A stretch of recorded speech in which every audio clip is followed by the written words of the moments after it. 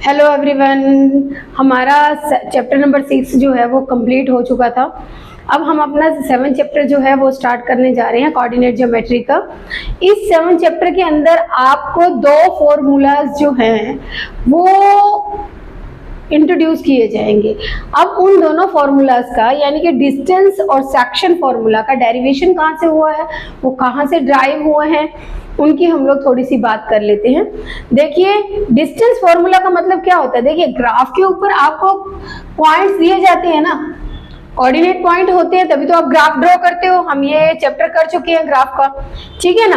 अब ये 2 कोऑर्डिनेट दिए रखे हैं, मान लीजिए हमारे को ग्राफ के अंदर, तो इन दोनों के बीच में कितना डिस्टेंस है, दोनों पॉइंट्स के बीच में कितना डिस्टेंस है, उसके लिए एक फॉर्मूला ड्राइव हुआ है। वो ड्राइव कैसे हुआ है, देखिए मान लीजिए कि ये हमारा ओरिजिन है, ये तो हमारा ओरिजिन है। ओरिजिन से लेकर के यहाँ तक का Q तक का डिस्टेंस जो है वो x एक्सिस पर x2 है, ठीक है ना।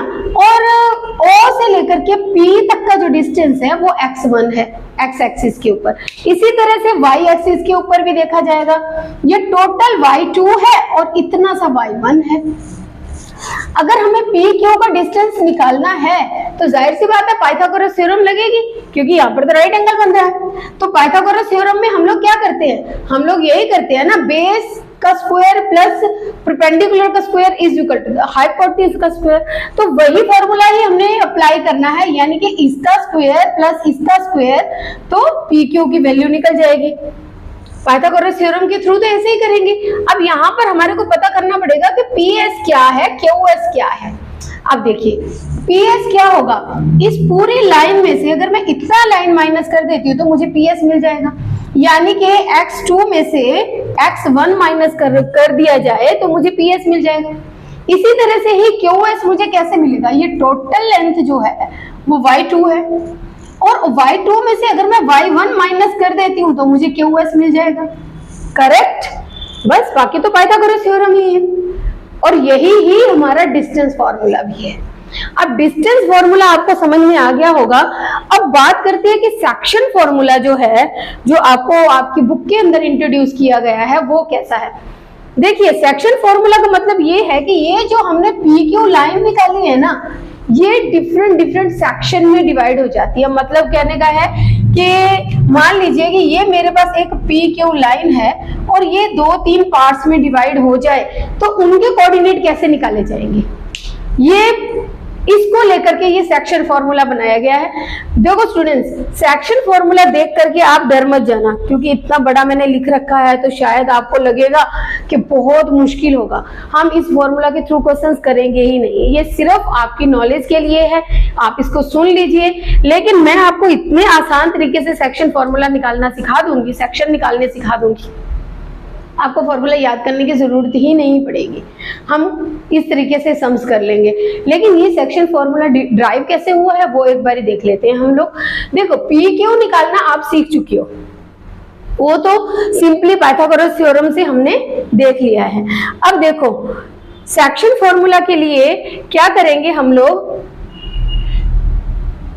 यहाँ पर देखिए ये मैंने एक बनाया है, ये पी क्यू को हमने जो है वो 2 पार्ट्स में डिवाइड किया है, 2 पार्ट्स में इसको डिवाइड किया है, M और N में। इन दोनों पार्ट्स को मैंने, एक को M रख लिया है, इसको M रख लिया है, एक को N रख लिया है, ठीक है ना। यहाँ पर तो मैंने 3 पार्ट्स में डिवाइड किया है, यहाँ पर हमने 2 पार्ट्स में डिवाइड करके आपको बताया है। अब देखिए, ये जो ट्राइंगल है हमारे पास PSX, और एक ट्राइंगल ये है XQR, इन दोनों को हमने सिमिलर शो करना है। इसके लिए देखिए, ये एंगल जो है वो इसके बराबर है, S और R दोनों 90 डिग्री के एंगल है, ठीक है ना। और दूसरा एंगल जो है ये यहाँ पर देखिए, क्योंकि ये पैरेलल लाइंस हैं, ये पैरेलल लाइंस हैं और ये ट्रांसवर्सल लाइन है, इनके साथ में ये जो एंगल हैं ये हमारे बन जाते हैं कॉरस्पॉन्डिंग एंगल, यानी कि एंगल X जो है वो Q के बराबर है, ठीक है। अब ये दो ट्राइंगल एक दूसरे एंगल एक दूसरे के बराबर हैं, तो दोनों ट्राइंगल एक दूसरे के सिमिलर होंगे डबल ए रूल से, जो कि हमने पिछले चैप्टर में जो है वो हमने इसको अच्छी तरह से समझा था। तो ये दोनों ट्राइंगल सिमिलर हैं, तो इनकी कॉरस्पॉन्डिंग साइड्स जो होंगी वो प्रोपोर्शनल होंगी, वही लिख दिया मैंने, इसकी कॉरस्पॉन्डिंग साइड्स जो हैं वो प्रोपोर्शनल हैं। ठीक है ना। तो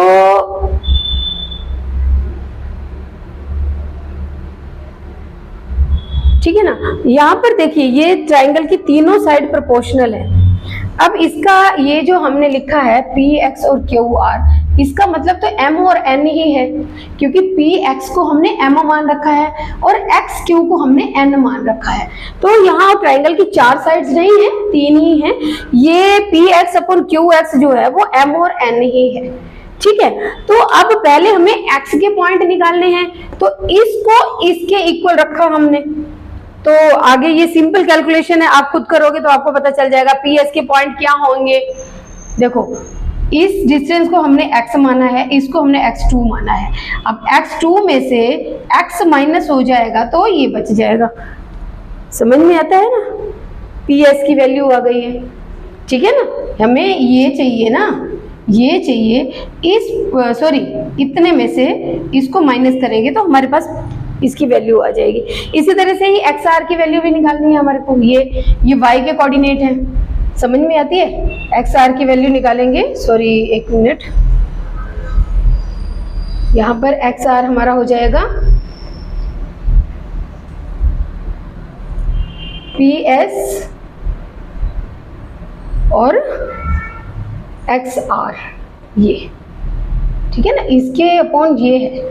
तो इसके लिए हमारे को क्या लेना होगा, x2 में से अगर हम x ये डिस्टेंस माइनस करेंगे, देखिए x2 में से x का डिस्टेंस माइनस करेंगे तो हमारे पास xr की वैल्यू आ जाएगी। ये थोड़ा सा देखना पड़ेगा आपको, क्योंकि ग्राफ में मैंने आपसे पहले ही बोला आप सिंपली इसको समझिए, बाकी इसको आपको लर्न करने की कोई ज़रूरत नहीं है, क्योंकि जब हम करेंगे सेक्शन फॉर्मूला के थ्रू तो आपको इतना मुश्किल नहीं आएगी। तो फिर सिंपली क्रॉस मल्टीप्लाई करेंगे, क्रॉस मल्टीप्लाई करके फिर हमने x की जो है टर्म्स उनको एक साइड पर कर दिया, x कॉमन निकाला, ये इधर आकर के डिवाइड करेगा।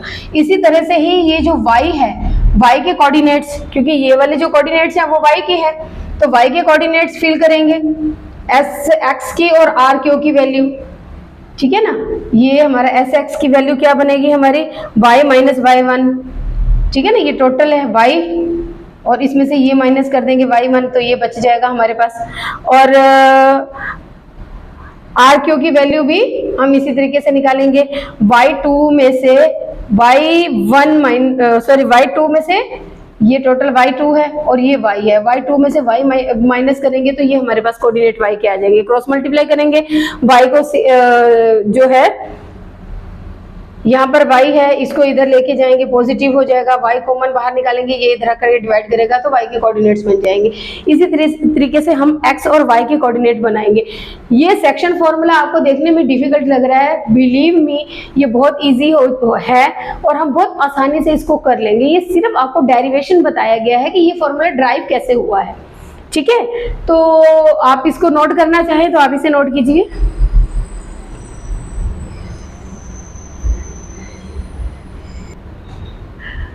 चलिए स्टूडेंट्स, हम स्टार्ट करते हैं अपना चैप्टर नंबर 7 एक्सरसाइज 7.1 का फर्स्ट क्वेश्चन। इसमें देखो क्या बोल रहा है, हमें डिस्टेंस निकालना है इन पॉइंट्स के बीच का। तो मान लेते हैं कि हमारा A है ये और ये है हमारा B, ठीक है, सॉरी 4 और एंड 1। अब मुझे AB निकालना है, इनके बीच का डिस्टेंस निकालना है ना, हमारे को AB निकालना है। डिस्टेंस फॉर्मूला मैंने आपको वहां पर लिख दिया है। देखिए ये हमारा x1 है, ये y1 है, ये x2 है, ये y2 है। तो हम लोग क्या करते हैं, 4 minus 2 square plus 1 minus 3 square, ठीक है ना। तो यहाँ पर हमारे पास आ गया 4 में से 2 माइनस करेंगे तो 2 का स्क्वायर प्लस यहाँ आ जाएगा माइनस 2 का स्क्वायर। यहाँ पर हमारे पास आ जाएगा 2 to the 4, 2 to the 4। यहाँ पर आ गया हमारे पास 8, 2 to the 4 to the 8, तो एक पेयर का 2 बाहर आ जाएगा, 2 अंडर रूट 2। ये हमारा ए बी का डिस्टेंस आ गया। बहुत आसान है, कोई मुश्किल नहीं है। डिस्टेंस फार्मूला मुश्किल लगा था, लेकिन जब आप सम्स करोगे तो डिस्टेंस फार्मूला याद करने की जरूरत भी नहीं पड़ेगी। सिंपली इसमें से इसको माइनस करो उसका होल स्क्वायर, इसमें से इसको माइनस करो उसका होल स्क्वायर, आगे आपको आता है, करने की जरूरत नहीं है। तो ये आपका होमवर्क इसे आप होमवर्क में करिए। इसको मैं आपको करके दिखा देती हूँ। मान लीजिए ये हमारे पी के है पॉइंट, मान लो ये हमारे पी के पॉइंट है और ये क्यू के, माइनस ए और माइनस बी। डिस्टेंस फॉर्मूला लगाएंगे, हमें पी क्यू निकालना है, ठीक है ना। पी और क्यू के बीच में कितना डिस्टेंस है यही निकालना है हमारे को, वही करेंगे हम लोग। x2 में से इसको माइनस करेंगे स्क्वायर, प्लस इसमें से इसको माइनस करेंगे माइनस बी स्क्वायर। तो यहाँ पर हमारे पास आ जाएगा -2a का होल स्क्वायर और यहाँ पर आ जाएगा -2b का होल स्क्वायर। करेक्ट। यहाँ से हमारा आ जाएगा 2 to the 4 a की स्क्वायर और यहाँ पर भी आ जाएगा 2 to the 4 b की स्क्वायर। ओके, यहाँ से हम लोग 4 कॉमन ले सकते हैं, a की स्क्वायर b की स्क्वायर, तो ये 2 रूट से बाहर आ जाएगा और अंदर हमारे पास ये बच जाएगा।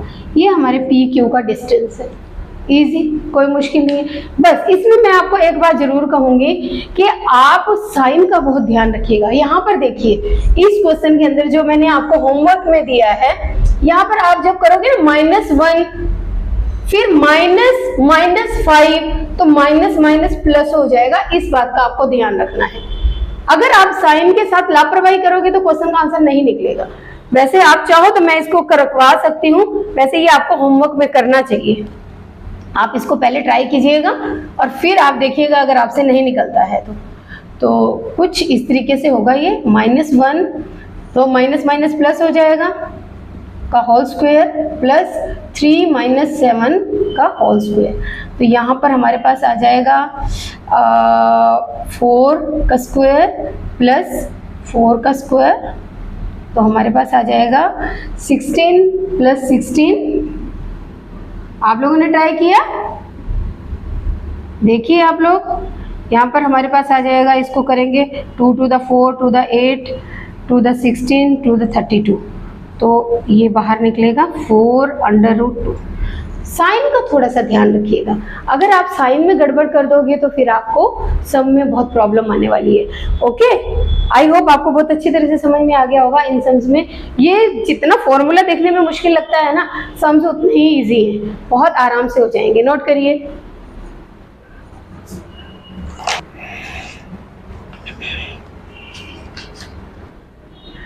देखिए इस क्वेश्चन के अंदर हमारे को 2 पॉइंट्स दे रखे हैं, इनके बीच का डिस्टेंस निकालना है। कह रहा है टाउन ए और बी के बीच का डिस्टेंस निकालो। तो ए के पॉइंट हमारे को ये दे रखे हैं और बी के पॉइंट हमारे को ये दे रखे हैं। करेक्ट। अब हमें ए बी निकालना है, इन दोनों के बीच का डिस्टेंस। अब तो आपको समझ में आ गया होगा, x2 - x1 का whole square plus distance formula जैसे कि आप लोग जानते हो।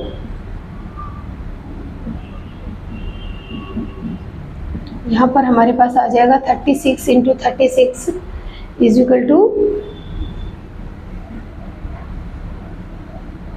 कितना हो जाएगा?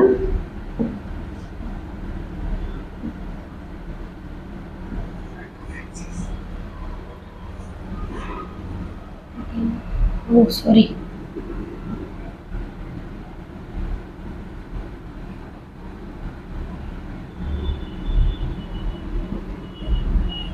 ठीक है। 1296 और 15 × 15 आपका हो जाएगा 225।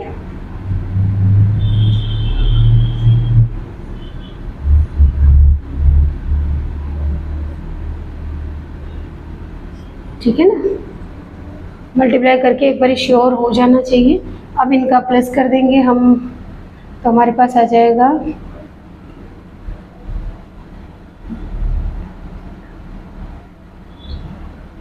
252। 1 मिनट बेटा, यहाँ पर हमारा 1 आएगा, कैलकुलेशन में थोड़ा सा गड़बड़ है। अब हमें इसका रूट निकालना होगा। आई होप आपको रूट निकालना आता होगा। तो 1521 को अगर हम क्योंकि ये रूट के अंदर है तो रूट निकाल लेंगे, पेयर बनते हैं हमारे पीछे से। तो 4 4 द 16 तो ज़्यादा हो जाएगा, 3 3 द 9 ही हमारे को यहाँ पर लगाना होगा। 621 इसका डबल हो जाएगा। अब इसके साथ 9 पर भेजेंगे हम इसको, तो हमारा ये आंसर आ जाएगा। तो हमारा आंसर आएगा 39 किलोमीटर, यानी कि ए और बी टाउन के बीच में 39 किलोमीटर का डिस्टेंस होना चाहिए। करेक्ट, नोट कीजिए इसको।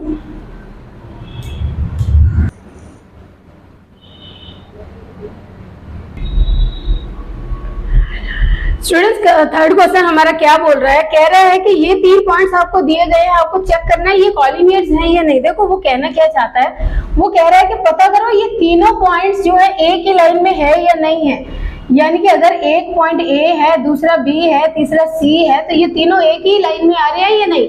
ये हम कैसे चेक कर सकते हैं, तभी होगा ना जब ए सी जो है वो A B plus B C के बराबर होगा, तभी वो एक ही लाइन में होंगे। तो मान लेते हैं कि ये हमारे ए के पॉइंट हैं, ये बी के हैं और ये सी के हैं। तो पहले हम ए बी निकालते हैं, समझ में आता है। ए बी निकालने के लिए हम लोग वही करेंगे 2 - 1 का स्क्वायर, जैसे डिस्टेंस फॉर्मूला, इसमें से इसको माइनस करेंगे उसका स्क्वायर। तो यहाँ पर हमारे पास आ जाएगा 2 में से 1 माइनस करेंगे तो 1, और यहाँ पर आ जाएगा -2, तो यहाँ पर हमारा आ जाएगा 1 + 4 यानी कि √5। ए बी की वैल्यू हमारे पास ये आई है, ठीक है। अब हम बी सी निकाल लेते हैं। बी सी समझते हो, इन दोनों को लेना होगा, इसमें से इसको माइनस करेंगे उसका स्क्वायर, प्लस इसमें से इसको माइनस करेंगे 11 - 3 का होल स्क्वायर। यहाँ से हमारे पास आ जाएगा -2 और -2, -4 का स्क्वायर, और यहाँ पर आ जाएगा हमारे पास -14 का स्क्वायर, करेक्ट। यहाँ पर हमारे पास आ जाएगा 4 × 4 = 16, और 14 को 14 से मल्टीप्लाई करेंगे तो 256 आई होप।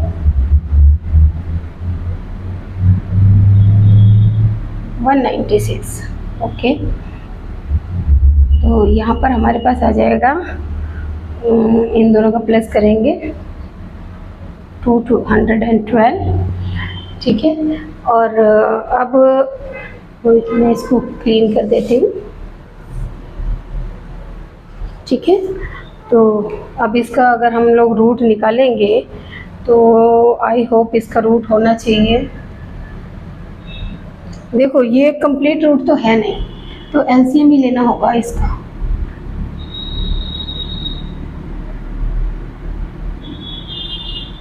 यही जा रहा है क्योंकि 53 तो ऑड नंबर आ जाएगा ना, तो हमारा हो जाएगा 2 × 2 × 53, तो पेयर का 2 बाहर आ जाएगा। ये बी सी की कुछ वैल्यू आई है। इसी तरीके से हम लोग ए सी की भी वैल्यू निकालेंगे। ए सी के पहले पॉइंट्स लिख लेते हैं, ठीक है ना। ए के पॉइंट हैं हमारे पास 1 और 5, और सी के पॉइंट हैं हमारे पास -2 और -11। अब हम लोग वही अपना डिस्टेंस फार्मूला लगाएंगे, -2 - 1 का स्क्वायर प्लस -11 - 5 का स्क्वायर। यहाँ से हमारे पास आ जाएगा -3 3 3 = 9, और यहाँ पर आ जाएगा 16 का स्क्वायर 256, ओके। तो इनका प्लस करके हमारे पास आ जाएगा 265। तो ये AC की वैल्यू आई। अब देखो AC जो है वो क्या AB और BC दोनों को प्लस करने पर इक्वल आता है। इन दोनों का प्लस करेंगे तो क्या ये नंबर आएगा? नहीं आएगा।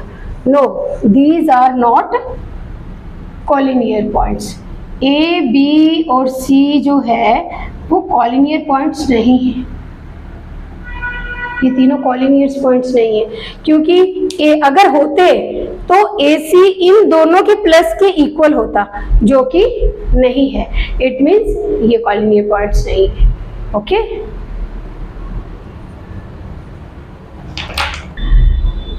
देखो बच्चे, इस क्वेश्चन के अंदर हमारे को ट्राइंगल के 3 वर्टिसेस दिए गए हैं, ठीक है, और हमें पता लगाना है कि ये आइसोस्केलेस ट्राइंगल है या नहीं है। आप समझते हो कि अगर ये आइसोस्केलेस ट्राइंगल है तो इसकी कोई 2 साइड्स इक्वल होंगी, यानी कि हमें इसकी साइड्स निकालनी पड़ेगी। मान लीजिए कि A के वर्टेक्स हमारे पास ये हैं और B के ये हैं और C के ये हैं, तो पहले हम लोग AB निकालते हैं। वही डिस्टेंस फॉर्मूला आपको अब तो समझ में आ गया होगा। इसको इसमें से माइनस करना है, उसका स्क्वायर प्लस 4 माइनस 2, समझ में आते हो, माइनस माइनस प्लस हो जाएगा, ठीक है ना। तो यहाँ पर आ जाएगा हमारे पास 1 का स्क्वायर प्लस 4 and 2 6, 6 6 36 हो जाएगा ना। तो ये हमारे पास AB की वैल्यू आ जाती है √37, करेक्ट। अब BC निकालते हैं, BC निकाल के देखते हैं। तो वही हम लोग करेंगे 7 - 6 का स्क्वायर प्लस -2 - 4 का स्क्वायर, करेक्ट। यहाँ पर हमारे पास आ जाएगा 1 का स्क्वायर, यहाँ आ जाएगा 4 और 2 - 6 का स्क्वायर। समझ में आता है? तो ये भी सेम बैठा है, BC √37। आगे हमें करने की ज़रूरत नहीं है। यस, हमारा आंसर है कि ये एक आइसोस्केलेस ट्रायंगल ही है। दो साइड इक्वल आ गई है ना, तो इट मीन्स ये आइसोस्केलेस ट्रायंगल है, प्रॉपर्टी को ये सेटिस्फाइड करता है, तो ये ट्रायंगल हमारा आइसोस्केलेस ट्रायंगल है। यहीं पर ही हमें सम छोड़ देना चाहिए, तीसरी साइड निकालने का कोई यूज ही नहीं है, क्योंकि पहली दो साइड से इक्वल आ गई है, हमारा काम हो गया है। नोट करिए।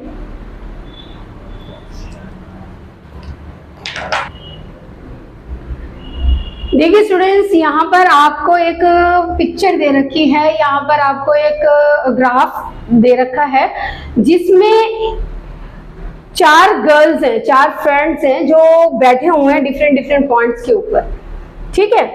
तो उनमें से एक फ्रेंड जो है उनकी चमेली, वो उसको देख करके बोलती है कि ऐसे नहीं लग रहा है कि ये चारों पॉइंट ABCD जो है वो एक स्क्वायर है। उसका दूसरी फ्रेंड होती है और वो कहती है कि नहीं, मुझे नहीं लगता। चमेली कहती है मुझे नहीं लगता। चंपा कहती है कि शायद ये एक स्क्वायर है। तो हमें चेक करना है कि दोनों में से कौन ठीक है, ये स्क्वायर है या नहीं है।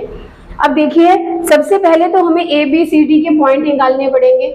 देखिए, जो लोअर लाइन होती है ग्राफ के अंदर, जो नीचे का लाइन होती है वो एक्स एक्सिस शो करता है, और जो वर्टिकल लाइन होती है वो वाई एक्सिस शो करता है। इतना तो आपको पता होगा। तो उसके अकॉर्डिंग हमने ABC के पॉइंट निकाले हैं, ठीक है ना। पहले x का पॉइंट लिखा जाता है, फिर y का लिखा जाता है। तो ये हमने ABC और D के पॉइंट निकाले। अगर ये एक स्क्वायर होगा तो उसकी प्रॉपर्टीज आपको पता है ना। स्क्वायर की प्रॉपर्टीज क्या होती है? स्क्वायर की सारी साइड्स इक्वल होती है, ठीक है। अब देखिए, सारी साइड जो होती हैं वो तो रोम्बस की भी इक्वल होती है, तो सिर्फ इतना सा ही काम करना काफी नहीं होगा।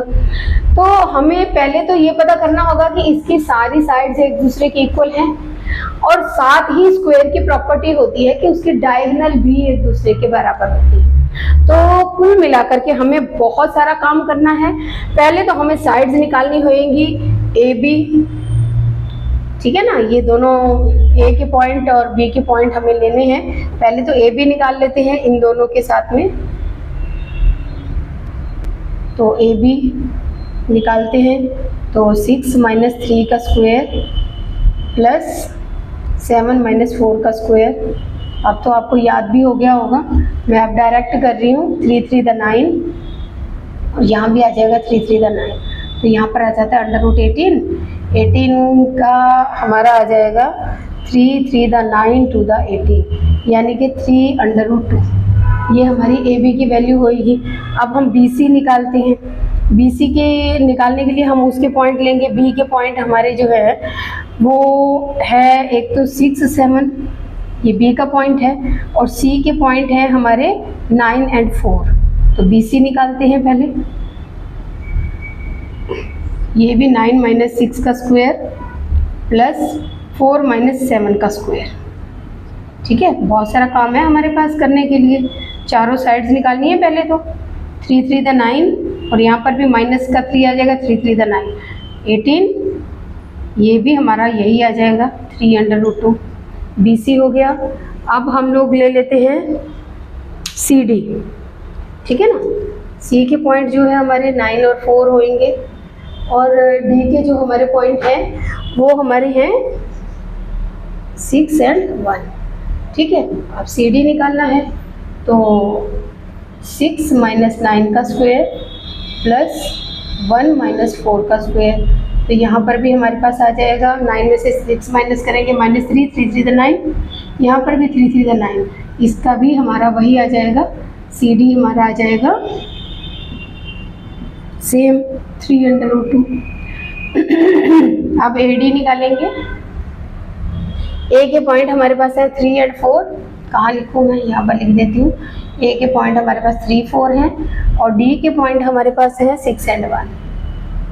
ठीक है ना, 6 - 3 का स्क्वायर प्लस 1 - 4 का स्क्वायर, यहाँ पर भी हमारे पास आ जाएगा 3 3 9 और यानी कि √18, यानी कि इसका भी हमारा आ जाएगा 3√2। तो देखिए आपको देख के पता चल गया होगा कि हमारी सारी साइड्स तो इक्वल हैं। यहाँ पर हमारे पास ए बी बी सी है ना सी डी और ए डी सारी साइड्स तो इक्वल आ गई हैं। अब हमें निकालनी है डायगोनल। स्क्वायर के डायगोनल कौन कौन से होंगे? एक तो होगा ए सी और दूसरा होगा बी डी। देखिए ना, अगर हमारे पास कहाँ, यहाँ पर मैं आपको एक रफ स्क्वायर बनाकर दिखाती हूँ। ये हमारा एक स्क्वायर है, ये इसकी साइड्स हैं, तो डायगोनल हमारे ये रहेंगे ना ए सी और बी डी, तो हमें वो भी निकालना पड़ेगा। तो ए सी निकालते हैं पहले। तो ए के हमारे पॉइंट्स कौन कौन से हैं? 3 and 4 और डी के हमारे सी के हमारे पॉइंट्स से हैं 9 and 4। तो ए सी निकाल लेते हैं। सेम फॉर्मूला 9 - 3 का स्क्वायर प्लस 4 - 4 का स्क्वायर, ये तो 0 हो जाएगा। यहाँ पर आ जाएगा 6 का स्क्वायर यानी कि 36, 6 का स्क्वायर यानी कि रूट से 6 ही बाहर आ जाएगा। तो ए सी हमारा आ गया है 6। अब हमें निकालना है बी डी। तो बी और डी के पॉइंट लेंगे। डी के पॉइंट हमारे पास 6 - 1 है, तो बी डी निकाल लेते हैं वही डिस्टेंस फार्मूला से। 6 - 6 का 0, 1 - 7 का स्क्वायर। तो यहाँ से भी आपको समझ में आ गया होगा 0 प्लस यहाँ पर आ जाएगा 6 6 36, यानी कि यहाँ पर रूट में 36 आ रहा है, यानी कि 6, यानी कि ए सी और बी डी भी एक दूसरे के बराबर है। चारों साइड्स एक दूसरे के बराबर है, डायगोनल्स भी एक दूसरे के बराबर है। तो इसका मतलब यही है कि ये स्क्वायर है। Yes, it is a square. Yes, it is a square. ये स्क्वायर है क्योंकि दोनों प्रॉपर्टीज़ को सेटिस्फाइड कर रहा है। चारों साइड से एक दूसरे के इक्वल है, डायगोनल एक दूसरे के इक्वल है, तो इट मीन्स ये एक स्क्वायर है। डिस्टेंस फार्मूला तो अब आपको बहुत अच्छी तरह से याद हो गया होगा। मैंने आपसे पहले ही बोला है फार्मूलाज, अगर आप फार्मूला याद कर करके करोगे तो बहुत मुश्किल है। अगर आप प्रैक्टिस करोगे तो वो खुद ही यूज टू हो जाता है, हमें याद करने की ज़रूरत ही नहीं पड़ती है। नोट करिए।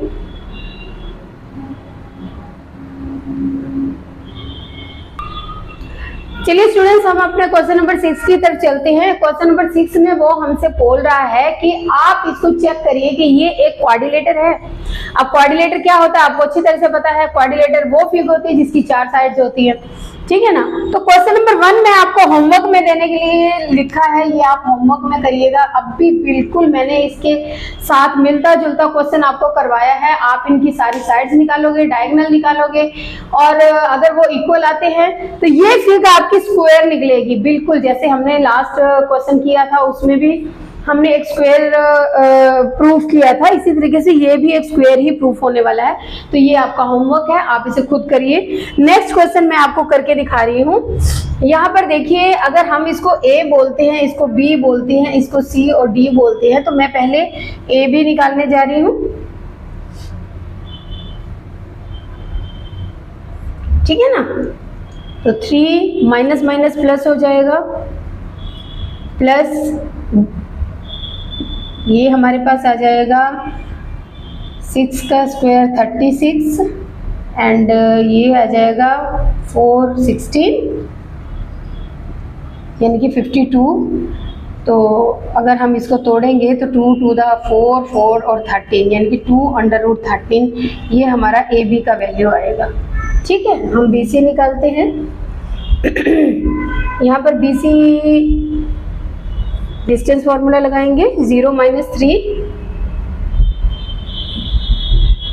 ठीक है ना, 3 - 1 का स्क्वायर। तो यहाँ पर आ जाएगा हमारे पास 3 3 × 9 और यहाँ पर आ जाएगा 2 टू द 4 यानी कि √13 आ जाएगा। अभी मैं ए सी निकालने जा रही हूँ, ए और सी। इसके जो पॉइंट्स होते हैं हम पहले वो लिख लेते हैं सामने। ए के पॉइंट हमारे पास ये रहे और सी के ये रहे। यहाँ पर देखिए 0 माइनस 3, माइनस माइनस प्लस हो जाएगा और यहाँ पर आ जाएगा 3 3 द 9, 5 में से 3 माइनस करेंगे तो -2, 2 टू द 4, यहाँ पर आ जाएगा √13।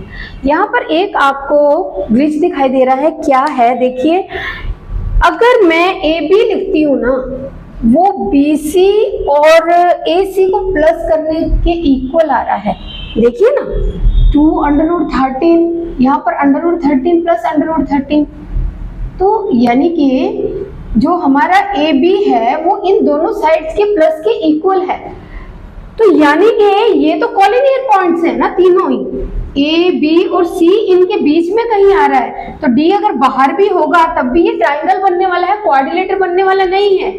तो इसके लिए हम लोग कह सकते हैं कि ABCD is not a quadrilateral, ये तो क्वाड्रिलेटर है ही नहीं।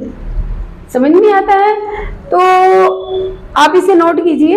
यहाँ पर देखिए हमने क्या करा था, हमने 3 पॉइंट्स निकाले और वो तीनों पॉइंट्स कोलिनियर निकले, यानी कि एक ही लाइन में है, संरेखी है, तो ये क्वाड्रिलेटर तो बन ही नहीं सकता। अगर D कहीं अलग से निकलता भी है तो भी एक ट्राइंगल फॉर्म हो सकता है, क्वाड्रिलेटर तो बिल्कुल भी नहीं हो सकता है। आप इसे नोट कीजिए।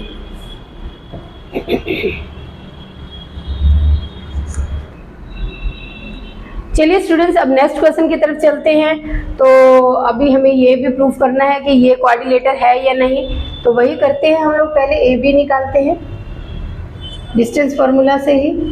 तो 7 - 4 का स्क्वायर प्लस 6 - 5 का स्क्वायर, तो हमारे पास आ जाएगा यहाँ पर 3 3 द 9 और यहाँ पर आ जाएगा 1, यानी कि √10। ठीक है, तो अब हमने AB निकाल लिया है, अब BC निकालते हैं। ठीक है, देखो क्वाड्रिलेटर होगा तो कुछ ऐसे ही बनेगा ना, ABCD, AB निकाल चुके हैं, BC निकालते हैं। तो BC के पॉइंट हमारे हो जाएंगे, ये हमारा B है और इसको हम C ले लेते हैं। तो डिस्टेंस फार्मूला लगाते हैं, 7 का स्क्वायर प्लस इसमें से इसको माइनस करेंगे तो हमारे पास आ जाता है -3 का 3 3 द 9 और ये भी 3 3 द 9, तो √18 आ रहा है। ठीक है, अब AB हो गया, BC हो गया, अब CD निकालते हैं। CD पॉइंट लिख लेते हैं पहले। C के पॉइंट हमारे पास ये है और D के पॉइंट हमारे पास ये है। ठीक है, तो 1 - 4 का स्क्वायर प्लस 2 - 3 का स्क्वायर, करेक्ट। तो यहाँ पर हमारे पास आ जाएगा 3 3 द 9 और ये 1 बनेगा, 1 1 द 1, तो √10। यहाँ पर देखिए AB और CD दोनों इक्वल आ रहे हैं, ठीक है ना, यानी कि AB और CD इक्वल आ रहे हैं। चलिए AD भी निकाल लेते हैं। AD के पॉइंट लिखते हैं हम लोग। A के पॉइंट है हमारे पास 4 5 और D के पॉइंट है हमारे पास 1 2, तो AD हमारा हो जाएगा 1 - 4 का स्क्वायर प्लस 2 - 5 का स्क्वायर, करेक्ट। यहाँ से आ जाएगा हमारा 3 3 द 9 और ये भी 3 हो रहा है, माइनस का 3, तो 3 3 द 9, 18। वाव, यहाँ पर ऑपोजिट साइड जो है हमारी इक्वल आ रही है। यहाँ देखिए ये भी 18 था, ये भी 18 है। BC और AD, BC और AD ये √18 आ रही है, यानी कि ऑपोजिट साइड्स इक्वल है। अब यहाँ पर भी एक कंफ्यूजन है। कंफ्यूजन क्या है कि ऑपोजिट साइड्स तो 2 फिगर की इक्वल होती हैं, रेक्टेंगल भी हो सकता है ये, है ना, रेक्टेंगल की ऑपोजिट साइड्स इक्वल होती है, या फिर पैरेललोग्राम हो सकता है, उसकी भी ऑपोजिट साइड्स इक्वल होती है, है ना, या तो पैरेललोग्राम है या तो रेक्टेंगल है। अब कैसे पता चलेगा? जाहिर सी बात है डायगोनल्स निकालने पड़ेंगे, क्योंकि अगर रेक्टेंगल है तो डायगोनल इक्वल होंगे, और अगर रेक्टेंगल नहीं है, अगर डायगोनल एक दूसरे के इक्वल नहीं आ रहे हैं तो इट मींस ये पैरेललोग्राम है। तो निकालते हैं, फिर AC निकालते हैं। AC के लिए पॉइंट लिख लेते हैं। A के पॉइंट हमारे पास ये है और C के पॉइंट हमारे पास ये है, ABC ना, तो वही 4 - 4 का स्क्वायर प्लस 3 - 5 का स्क्वायर, तो ये तो हो गया 0। और ये हो गया हमारा -2 का स्क्वायर, यानी कि AC हमारा आ जा रहा है 2, करेक्ट। ओके, अब BD देखते हैं क्या आ रहा है हमारा। इसके पॉइंट लिख लेते हैं, इसके पॉइंट है 7, 6 और D के पॉइंट है 1 और 2। डिस्टेंस फॉर्मूला लगाते हैं, 1 - 7 का स्क्वायर प्लस 2 - 6 का स्क्वायर। तो यहाँ से हमारे पास आ जाता है -6 6 का 36 और यहाँ -4 4 का 16, यहाँ से हमारे पास आ जाता है 52। देखो AC और BD तो इक्वल नहीं है, AC और BD इक्वल नहीं है। हाँ, ऑपोजिट साइड्स इक्वल है, ऑपोजिट साइड्स इक्वल है, AB और BD इक्वल नहीं है। इट मीन्स ये हमारा जो ABCD है ना, ये एक पैरेललोग्राम है, रेक्टेंगल नहीं है, पैरेललोग्राम है। क्लियर? समझ में आ गया होगा आपको। हमने इनकी चारों साइड्स निकाली है, इसके डायगोनल्स निकाले हैं। साइड्स, ऑपोजिट साइड्स इक्वल आ रही हैं और डायगोनल जो है वो एक दूसरे के इक्वल नहीं है। इट मीन्स ये एक पैरेललोग्राम है, ये एक रेक्टेंगल तो बिल्कुल भी नहीं है। क्लियर? यहाँ पर मैं मेंशन कर देती हूँ, रेक्टेंगल नहीं है, पैरेललोग्राम है। Okay, note it.